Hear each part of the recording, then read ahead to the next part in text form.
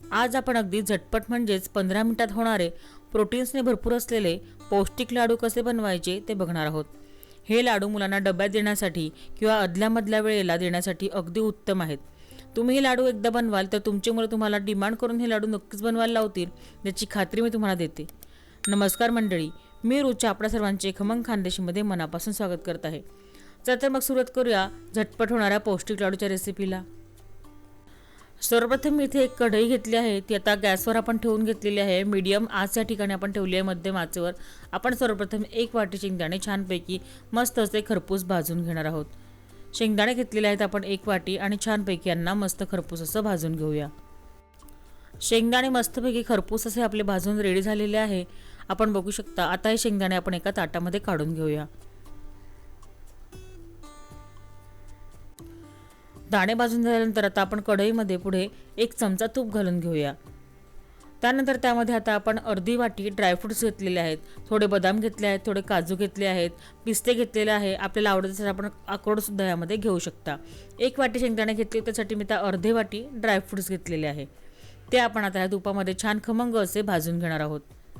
मंद आचेवर खमंग आणि खरपूस असे हे ड्रायफ्रुट्स आपल्याला भाजून घ्यायचे आहेत। सुकामेवा मस्तपैकी खमंग आणि खरपूस छानपैकी भाजला गेलेला आहे, आपण बघू शकता। काजू सुद्धा मस्तपैकी गुलाबी रंगावर या ठिकाणी भाजले गेलेले आहेत। आता आपण हे भाजलेले ड्रायफ्रुट्स एका ताटामध्ये काढून घेणार आहोत। पुढे आता कढईमध्ये जे तूप राहिलं आहे त्यामध्ये आता आपण मखाने भाजून घेणार आहोत। आपण या ठिकाणी अर्धी वाटी मखाने घेतलेले आहेत।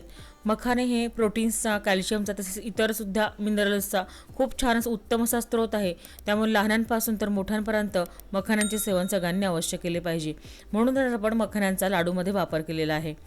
आता हे मखाने आपण मंद आचेवर मस्तपैकी खमंग आणि खरपूस असे भाजून घेऊया। मखाने छानपैकी खमंग आणि खरपूस असे परतवून रेडी झालेले आहेत, ते आता एका ताटामध्ये आपण काढून घेऊया। भाजलेले सगळे जिन्नस आपण एका ताटामध्ये काढून घेतलेले आहे। त्यामध्ये शेंगदाण्यांची थोडीफार मी सालं काढलेली आहेत, आपल्याला नसतील काढायची तर आपण नाही काढली देखील चालू शकेल। आता हे सगळं आपण रूम टेम्परेचरवर थंड करून घेणार आहोत। त्यानंतर आता या ठिकाणी आपण एक मोठं मिक्सरचं भांडं घेतलेलं आहे, त्यामध्ये मगाशी भाजून घेतलेलं सगळं आपण जिन्नस टाकून घेऊया आणि 1 ते 2 वेळा आपण छानपैकी हे फिरवून घेणार आहोत। 1 ते 2 वेळा फिरवून घेतल्यानंतर आता जाडसर असं थोडं जाडं मोठं असं हे मिश्रण तयार झालेलं आहे।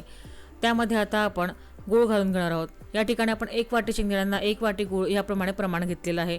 आपल्या आवडीनुसार आपण गुळाचे प्रमाण कमी किंवा अधिक देखील करू शकता। त्यानंतर त्यामध्ये घालणार आहोत 1 टीस्पून वेलची पावडर, 2 चमचे साजूक तूप घालून घेणार आहोत। त्यामुळे काय होतं, लाडूला छानपैकी अशी बाइंडिंग येते आणि टेस्ट सुद्धा लाडूची खूप छान होते, त्यामुळे या ठिकाणी आपण 2 चमचे तुपाचा वापर केलेला आहे। पुन्हा हे मिश्रण आपण 2 ते 3 वेळा छानपैकी फिरवून घेऊया। 2 ते 3 वेळा फिरवून घेतल्यानंतर आपण बघू शकता मिश्रण अगदी मस्तपैकी मिळून आलेले आहे। छान असे लाडू बांधण्यासाठी आता हे मिश्रण आपले रेडी झालेले आहे, याचे आता आपण लाडू बांधून घेणार आहोत। मिश्रण मी एका बाउलमध्ये काढून घेतलेले आहे, त्यापासून आता आपण लाडू वळायला घेऊया। आपल्याला ज्या साईजचा लाडू आहे तेवढे आपल्याला मिश्रण घ्यायचे हातामध्ये आणि त्याचा लाडू वळायचा आहे। अगदी पटकन असा हा लाडू वळला जातो आणि अगदी कमीत कमी तुपामध्ये, म्हणजे अगदी 2 ते 3 चमचे आपण तूप वापरले आहे, त्यामध्ये इतके चविष्ट आणि पौष्टिक असे लाडू झटकन आणि पटकन असे तयार होतात। मुले देखील हे लाडू अगदी आवडीने खातात। माझी मुलगी तर याला चिक्कीचा लाडू म्हणते आणि मला आवर्जून मागून मागून मला डब्यामध्ये ती रोज द्यायला लावते। हा लाडू खूप छान लागतो चवीला, तुम्ही देखील नक्की ट्राय करून बघा। आता अशाच पद्धतीने आपण इतर लाडू देखील करून घेऊया। सगळे लाडू या ठिकाणी आपले रेडी झालेले आहेत। आपण घेतल्या प्रमाणामध्ये 22 लाडू तयार झालेले आहेत।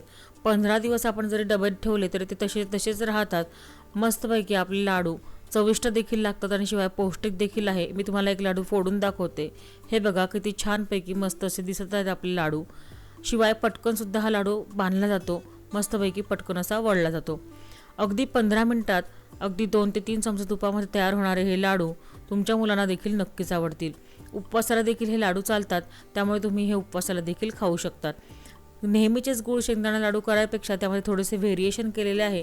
तुम्हाला आजची माझी व्हेरिएशन आणि रेसिपी कशी वाटली ते मला कमेंट करून नक्की कळवा। रेसिपी आवडल्यास रेसिपीला लाईक आणि शेअर जरूर करा, तसं माझ्या चॅनल खमंग खानदेशीला नक्की सबस्क्राईब करा। बाजूची घंटा सुद्धा दाबा आणि ऑल ऑप्शन सिलेक्ट करा, म्हणजे माझ्या सर्व रेसिपीज तुमच्याकडे सर्वप्रथम पोहोचतील। अशाच नवनवीन आणि पौष्टिक आणि छान छान पारंपरिक रेसिपी घेऊन पुन्हा भेटूया खमंग खानदेशीच्या पुढील भागामध्ये। धन्यवाद।